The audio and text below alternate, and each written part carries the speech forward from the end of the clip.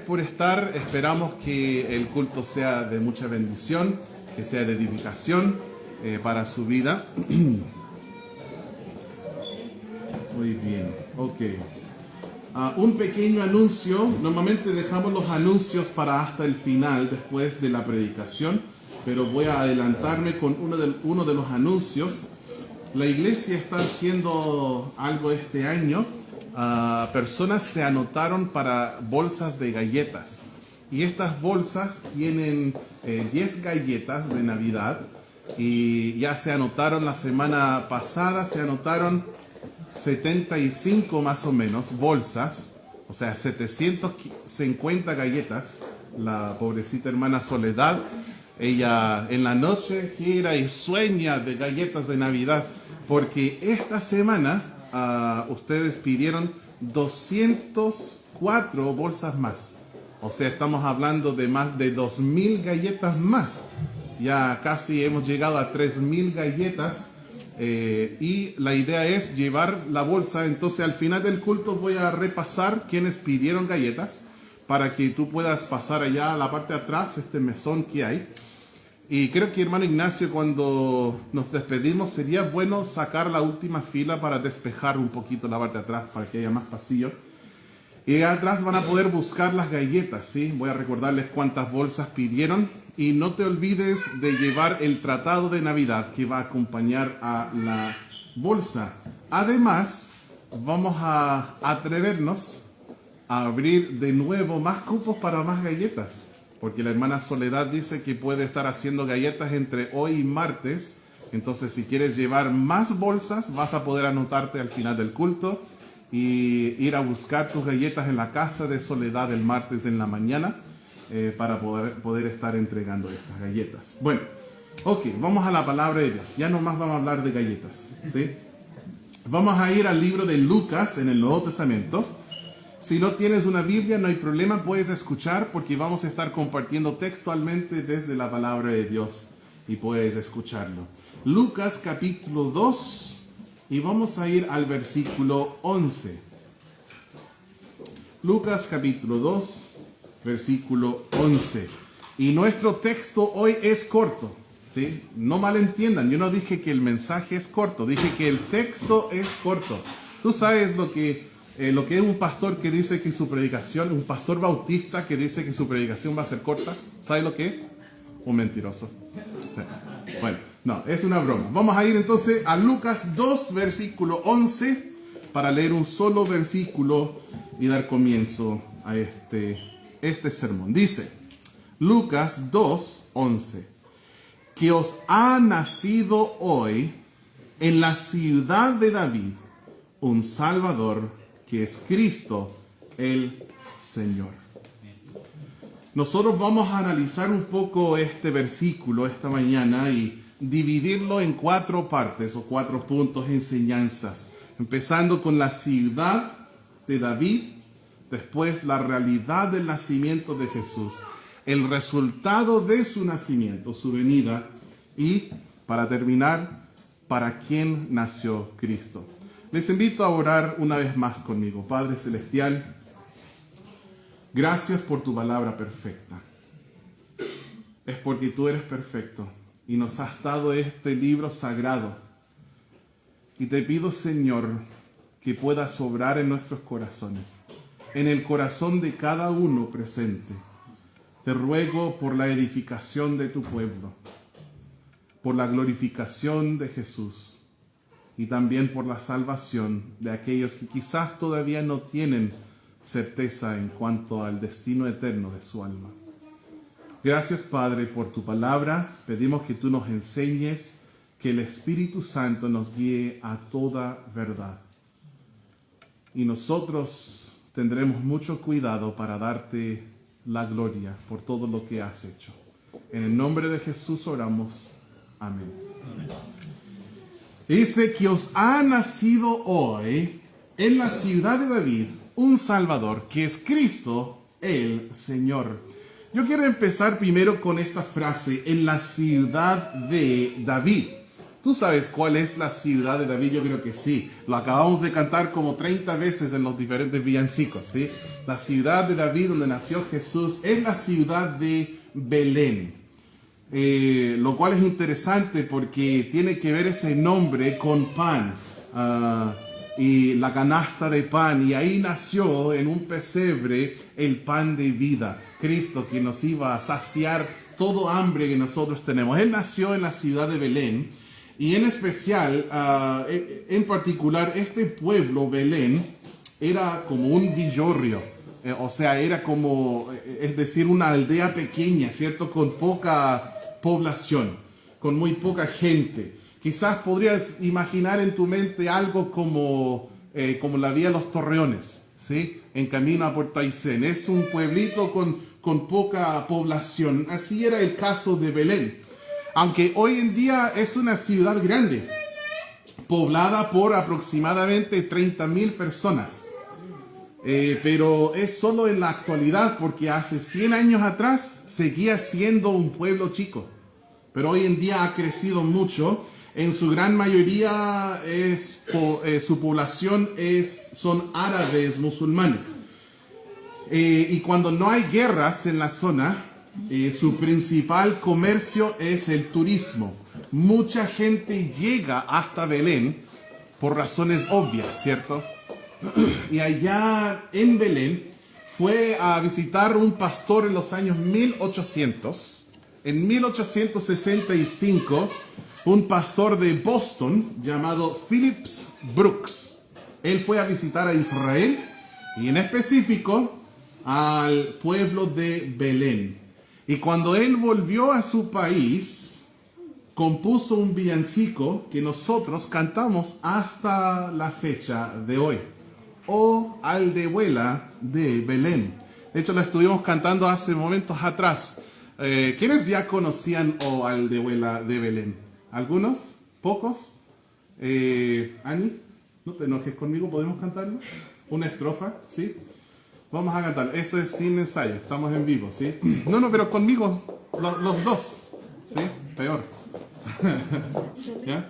Tengo una estrofa. Oh aldehuela de Belén, afortunada tú, pues en tus campos brilla hoy la sempiterna luz. El Hijo, el deseado, con santa expectación, por toda gente y toda edad, en ti Belén nació. Le dije no me odies, ¿ya? Eso fue sin ensayo ni nada.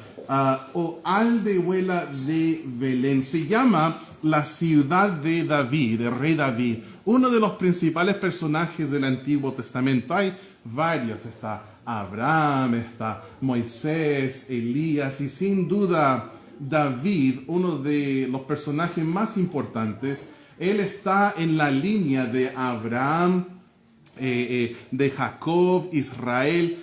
Israel tuvo 12 tribus y una de esas tribus se llamaba Judá. Y el Mesías, el Cristo, sí o sí tenía que venir de ese linaje de Judá. Entonces David, como descendiente de Judá, luego fue rey de Israel.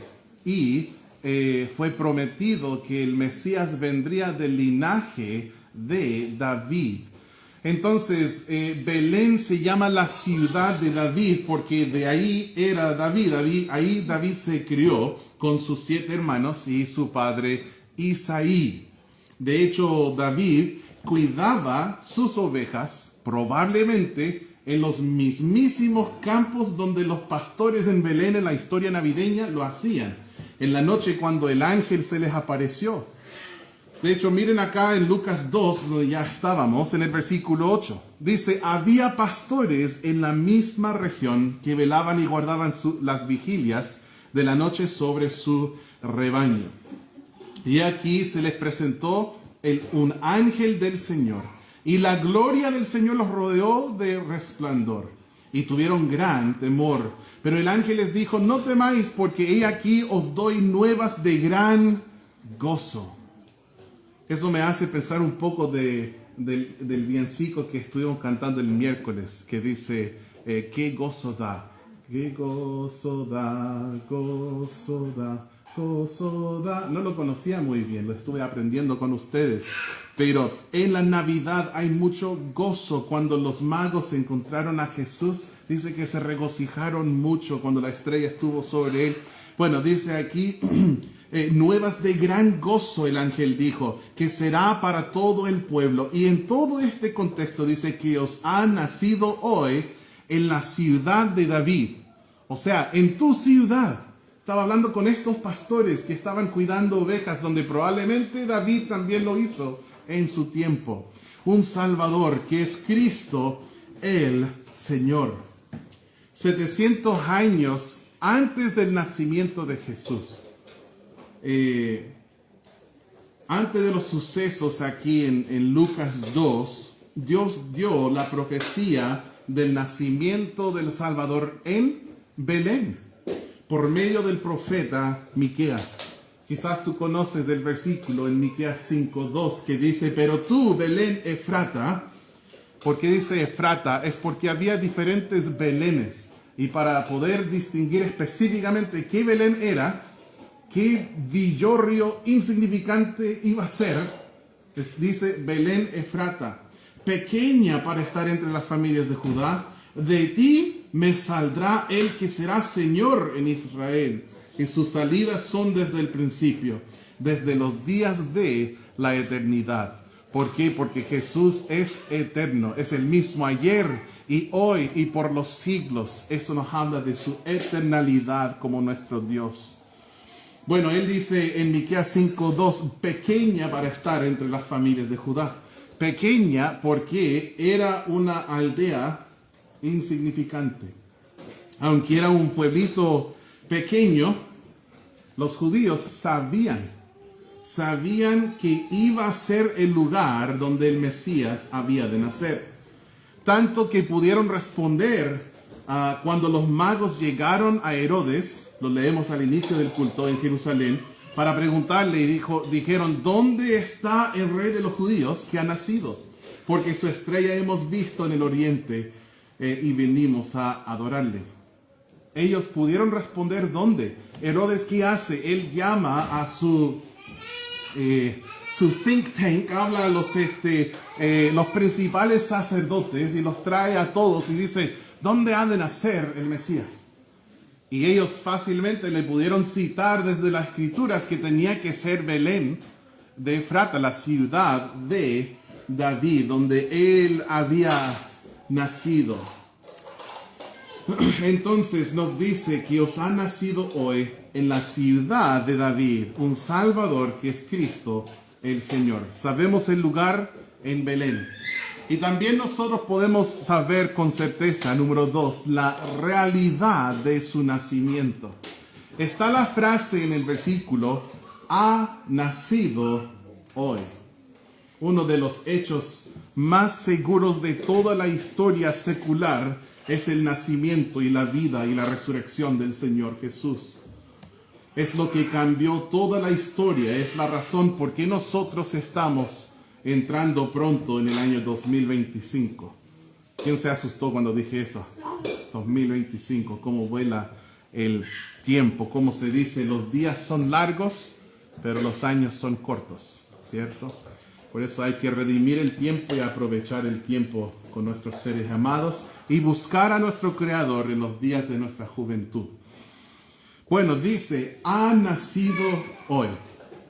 Y aunque este momento, piensen por favor, en el momento que nació Jesús. Sin duda es uno de los más grandes clímax en toda la historia, momentos más épicos en toda la historia. Pero en mi opinión, el mayor milagro y el momento más importante en relación al nacimiento de Jesús fue 9 meses antes, en su concepción. En el momento de su concepción, La concepción de Jesús fue un verdadero milagro, literal. Era imposible que María tuviera un bebé en su vientre. Imposible. Porque ella se embarazó sin jamás haber conocido, en el sentido bíblico de conocer, ¿me entienden?, a José. María fue una virgen cuando nació Jesús. Yo trato de no pensarlo demasiado ni describirlo a mi manera, sino decirlo siempre con un vocabulario bíblico, para no confundirme o para no enseñar algo falso. Pero veamos lo que Dios dijo en cuanto a la concepción de Jesús. En Lucas, si quieren acompañarme, capítulo 1. Lucas 1 y el versículo 35. Miren lo que dice aquí en este lugar. Lucas 1:35. El ángel acaba de decir a María que va a concebir en su vientre y dar a luz un hijo y llamar su nombre Jesús. Miren lo que dice en el versículo 35. Ella preguntó en el 34, ¿cómo será esto? Pues no conozco varón, en el sentido bíblico de conocer. En 35, respondiendo el ángel le dijo, el Espíritu Santo vendrá sobre ti y el poder del Altísimo te cubrirá con su sombra, por lo cual también el santo ser que nacerá será llamado Hijo de Dios. Ella concibió en su vientre sin jamás haber conocido a un varón. Y miren conmigo en Mateo, por favor, Mateo capítulo 1. Quiero leer otro comentario acerca de esto en específico. Mateo 1 y el versículo 23. También había sido profetizado el nacimiento virginal de Cristo. El versículo 23 dice, he aquí una virgen concebirá y dará a luz un hijo y llamará su nombre Emmanuel, que traducido es Dios con nosotros. ¿Por qué Emmanuel? Es porque Jesús es Dios. Y cuando Jesús nació, literalmente Dios fue hecho carne. Y Dios habitó entre nosotros. Emmanuel, Dios con nosotros. El versículo 24. Y despertando José del sueño, hizo como el ángel del Señor le había mandado. Y recibió a su mujer. Entendemos un poco del escándalo, ¿cierto? Que la gente habrá dicho. Pero ellos todavía están en el proceso. Ella está desposada con él, pero no han consumado el matrimonio y ahora está embarazada. Y sin duda eso habrá causado vergüenza y acusaciones y rumores, cahúines, por lo que la gente observó. María está embarazada, ¿cómo puede ser? José tuvo miedo de casarse con ella. Él, siendo un buen varón, quiso divorciarla secretamente para no difamarla, pero el ángel le dice que no, cásate con él. No hay escándalo aquí, el bebé en su vientre es de Dios y va a ser el hijo de Dios. Wow. Y José lo hizo, le recibió por mujer. Pero quiero que ustedes vean algo también interesante en el versículo 25. Pero no la conoció, ahora estamos hablando de nuevo carnalmente, no la conoció hasta, importante la palabra hasta, ¿no? Hasta que dio a luz a su hijo primogénito. También importante la palabra primogénito. Y le puso por nombre Jesús. Esto nos dice algo, que ella sí fue virgen hasta el nacimiento, pero luego, como en todo matrimonio, ella tuvo después más hijos con José. Es por eso que nosotros sabemos que ella no fue una virgen perpetua, o como hoy en día no le decimos la virgen, porque sí fue una virgen, pero hoy día ya no es virgen. Ella después tuvo más hijos de la manera normal. Pero Dios la usó milagrosamente a esta señorita María para traer a Jesús por medio de su vientre a este mundo. 700 años antes del nacimiento de Jesús, aproximadamente 700 años antes, en Isaías 7:14, salió esta profecía por medio del profeta Isaías que un día el Salvador iba a nacer, Emmanuel iba a nacer, porque una virgen concebiría de forma milagrosa. Bueno, volviendo a la frase, ha nacido hoy. Esta frase, voy a leer el versículo de nuevo. En Lucas 2:11, donde empezamos, dice que os ha nacido hoy en la ciudad de David un Salvador, Cristo, que es Cristo el Señor. Esta frase, ha nacido hoy, nos recuerda que es un hecho histórico, que realmente sucedió y que cambió la historia del mundo y la historia de la humanidad y la historia mía y la tuya. Hablando de esto nos lleva al próximo punto, el resultado de su venida. ¿Por qué vino Jesús y con qué fin? ¿Para qué? Nos dice el texto que os ha nacido hoy en la ciudad de David un Salvador. Un Salvador. Un Salvador. Nosotros desesperadamente necesitábamos y necesitamos a un Salvador. Uno que libera nuestra alma. ¿Por qué? Porque si no, nuestros pecados nos separarán de Dios por toda la eternidad. A veces en la sociedad y aún a veces entre cristianos hay una actitud muy ligera en cuanto al pecado. Pero el pecado no es algo para ser tomado con poco peso. El pecado es algo muy grave y es muy importante. Dios nos dio las leyes en su palabra porque Él es nuestro hacedor.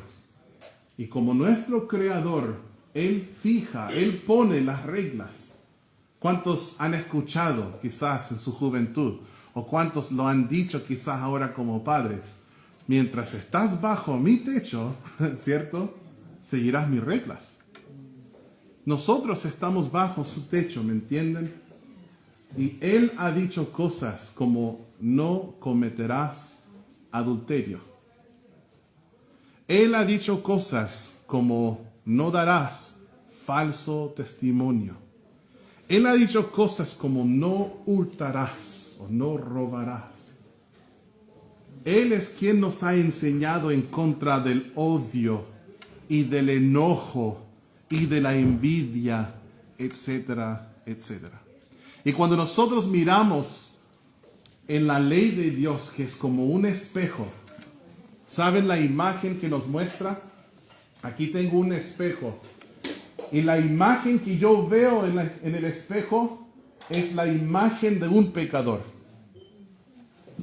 Y es la imagen que tú ves también. Por la ley, dice la Biblia, es el conocimiento del pecado. Tú y yo sabemos que somos pecadores porque hemos infringido la ley de Dios. La Biblia dice, no hay hombre justo en la tierra que haga el bien y nunca peque. En Eclesiastés 7:20. En Romanos 3 dice, por cuanto todos pecaron. ¿Cuántos? Por cuanto todos pecaron y están destituidos de la gloria de Dios. Cada uno de nosotros somos pecadores y este pecado trae consecuencia.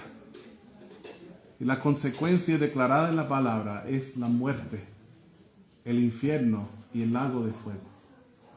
¿Por qué necesitábamos tanto a un Salvador? Porque somos pecadores y Cristo vino para salvarnos. Él nació y había nacido el Salvador. Cristo vino para pagar el precio de nuestros pecados con su sangre en la cruz, su muerte por nosotros, su sepultura y su resurrección para nuestra justificación. Él desea reconciliarte con Dios. Cuando Jesús nació, había nacido el Salvador. Sabemos que Jesús es el Salvador del mundo. De eso no tengo duda. Pero te voy a hacer una pregunta muy personal. No respondas en voz alta, pero medita en esa pregunta. Sí, Él es el Salvador del mundo. Pero Él es tu Salvador. ¿Tú has recibido a Cristo? ¿Has recibido el regalo más grande de la Navidad? Es el regalo de la salvación. Dios te ofrece vida eterna. Él dice, tienes sed, ven y toma. Tienes hambre, ven y come. Libremente, gratuitamente del agua de la vida. Tú puedes hoy llegar a Dios y con fe pedirle que te salve.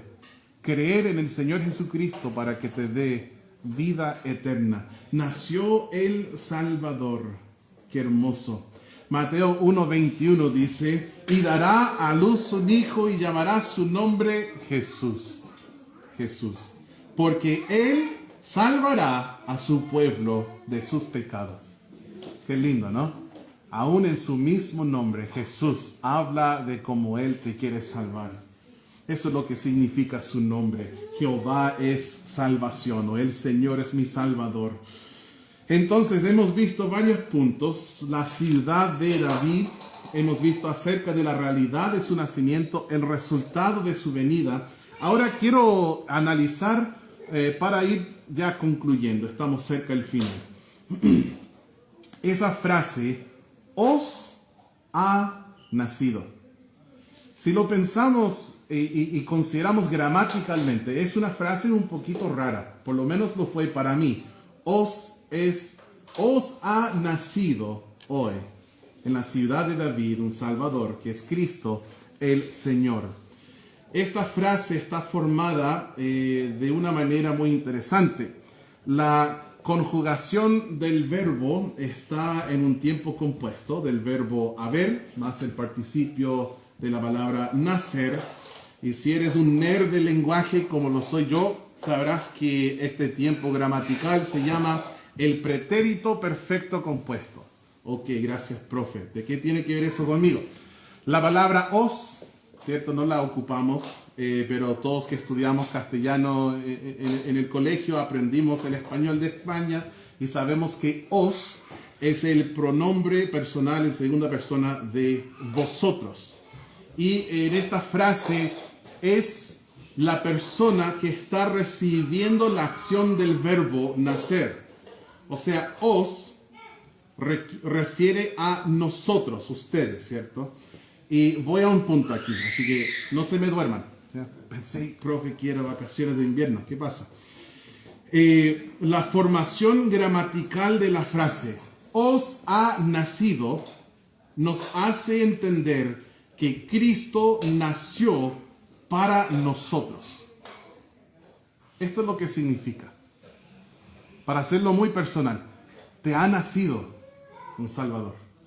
A ti, a todos nosotros que estamos aquí, nos nació un Salvador aquel día en Belén. Si tú estás aquí, escúchame por favor. Cristo nació por ti. Y estas son las buenas noticias de la Navidad. Que el Salvador, el Cristo, el Mesías, ha nacido para ti. No solo nació para ti, sino también murió por ti. Derramó su sangre por ti y resucitó para ti. Hoy debes recibirle como tu Salvador personal. Si tienes preguntas acerca de eso, estamos disponibles para conversar acerca de la salvación.